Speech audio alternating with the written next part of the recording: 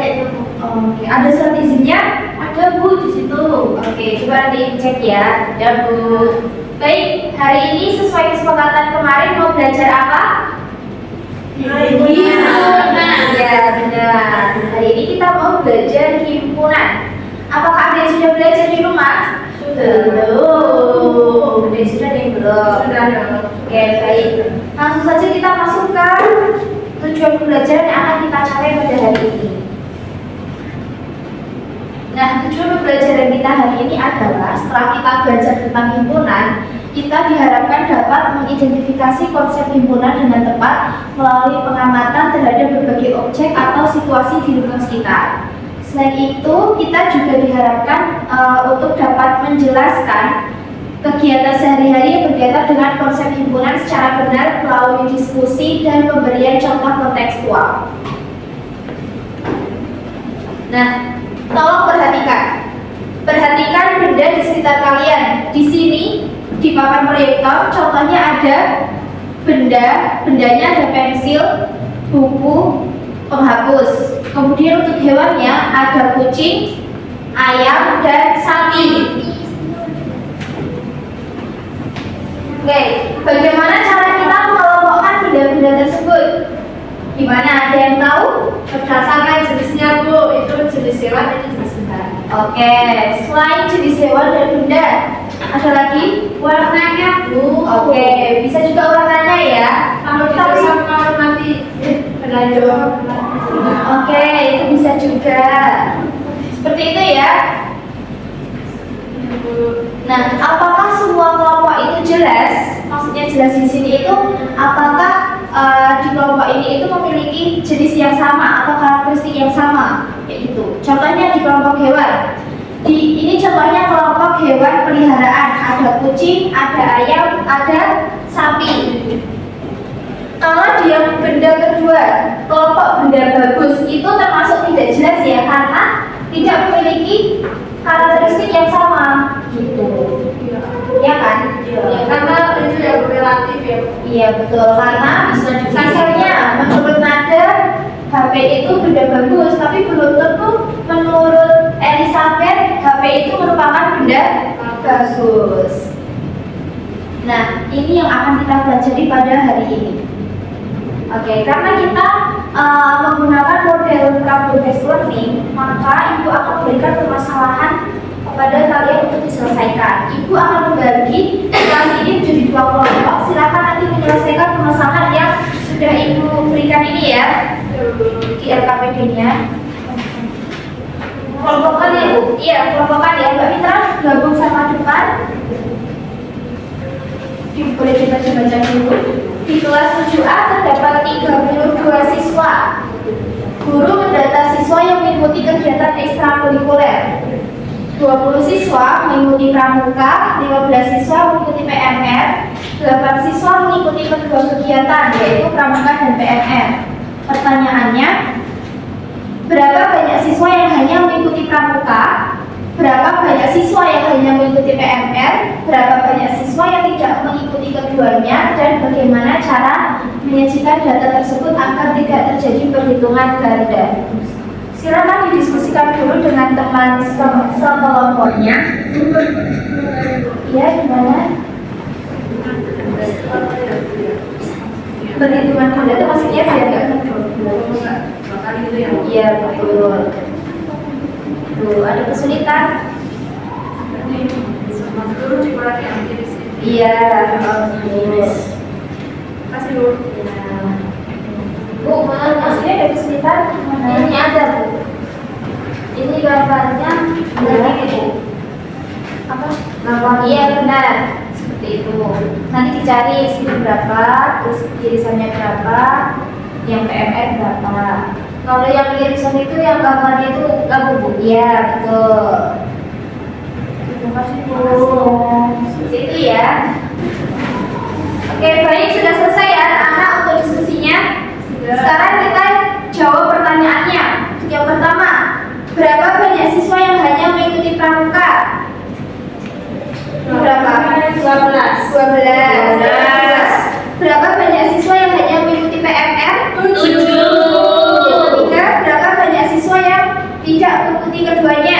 5. Nah, sepakat ya semuanya ya? Sepakat. Kemudian yang terakhir, bagaimana cara menyajikan data tersebut agar tidak terjadi perhitungan ganda? Berarti ini kita dibuat diagram Venn. Oke, siapa yang mau mengerjakan nomor 4 ini? Oke, silakan boleh dituliskan nomor tulis.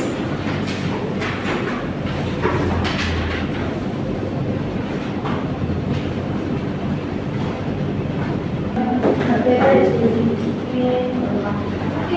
boleh dijelaskan Mbak Nada? Gimana kok bisa dapat 12? Ini kok bisa 7? Ini kok bisa 8? Nah, Kan diketahui kan ada 32 siswa. iya. 32 siswa seluruhnya itu. Nah, terus yang itu itu ada 20. Nah, kita tahu sini dulu 20-nya ya. Nah, terus kan yang begitu PMR ada 15 Iya. Nah, tapi ternyata ada yang ternyata ada yang 8 siswa itu mengikuti keduanya. Jadi Iya. di sini tuh ada yang ikut pramuka sama PMR, ini juga PM sama pramuka. Jadi kita taruh di tengah-tengah yang 8. Jadi yang 12 ini dikurangi dari 20 dikurangi 8 jadi 12. Terus yang 7 ini 15 dikurangi 8 jadi 7. Terus kan ini jumlahnya baru 27. Nah, yang gak ikut keduanya itu ternyata ada 5 orang. Oke, benar sekali ya. Beri tepuk tangan untuk Mbak Nadia yang sudah berani untuk maju ke depan. Terima kasih. Oke, jadi seperti itu ya. Untuk menggambar diagram Venn-nya, kita pertama lihat dulu yang mengikuti kegiatan keduanya. Berarti langsung saja kita tahu dia bagian irisan. Kemudian kita lihat yang pramuka itu kan ada 20. 20 itu kan berarti sudah termasuk 8 ini. Berarti sisanya berapa yang belum masuk?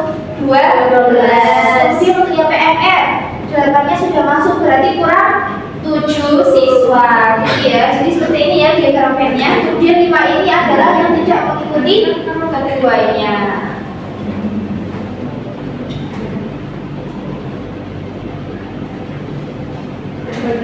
Seperti ini ya perhitungannya.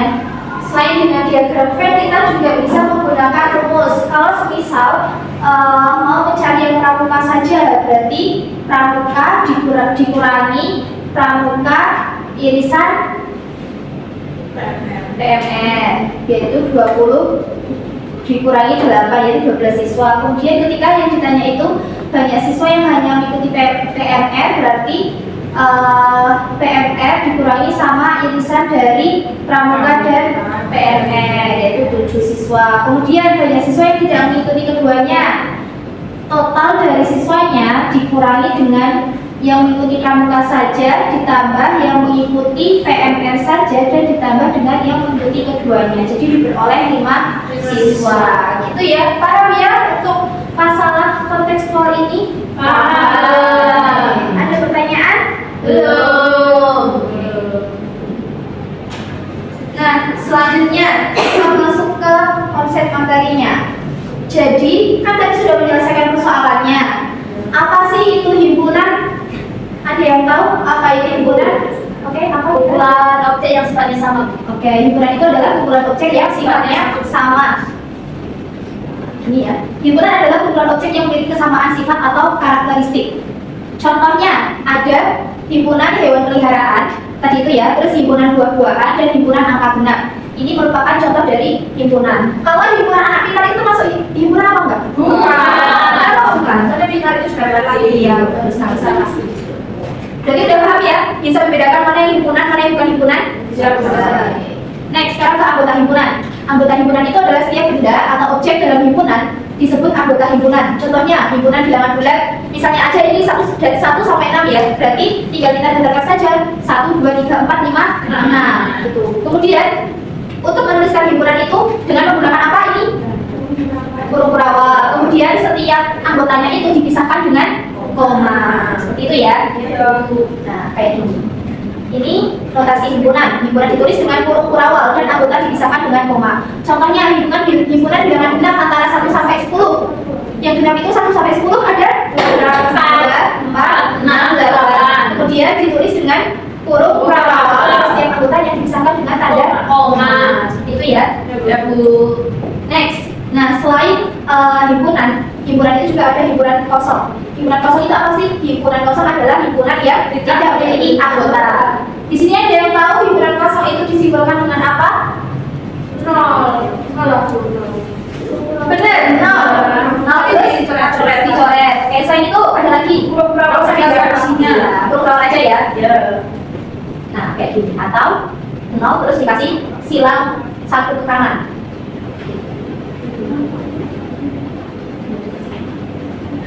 Kemudian kita masuk ke operasi himpunan. Ada gabungan dan irisan. Apa itu gabungan?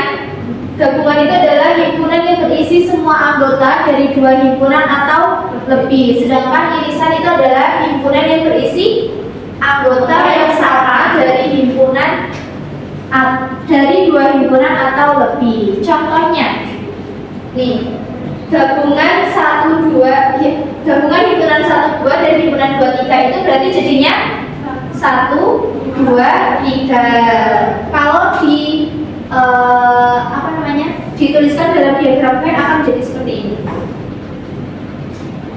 1 2 3 gitu ya. Kalau irisan 1 2 dan 2 3 berarti irisannya hanya 2 aja, diambil yang sama. Nah, seperti ini. Sama kayak yang PMF dan pramuka tadi ya.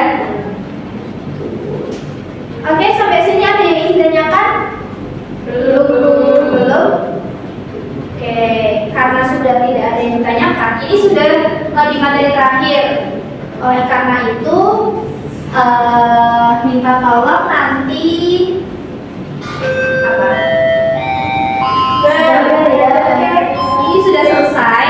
Jadi nanti akan ibu kasih tugas tambahan. Tapi nanti soalnya ibu kirimkan saja via grup aja ya, via WhatsApp aja ya. Nada memang habis. Ini pertanyaannya masih banyak sendiri. Sabar dulu ya, kita himpunan dulu, baru habis itu kita tutup pelajaran ini. Kalau aku kesulitan pasti Ya, nanti dibahas lagi ketika istirahat. Sekarang kita simpulkan dulu pembelajaran hari ini. Kesimpulan pembelajaran hari ini adalah, kita mau membacakan Mbak Nanda. Oke Bu, himpunan adalah kumpulan objek yang memiliki kesamaan sifat atau karakteristik. Kemudian anggota himpunan itu ditulis menggunakan huruf awal seperti itu. Ya. Terus diagram Venn dapat digunakan untuk menyajikan himpunan.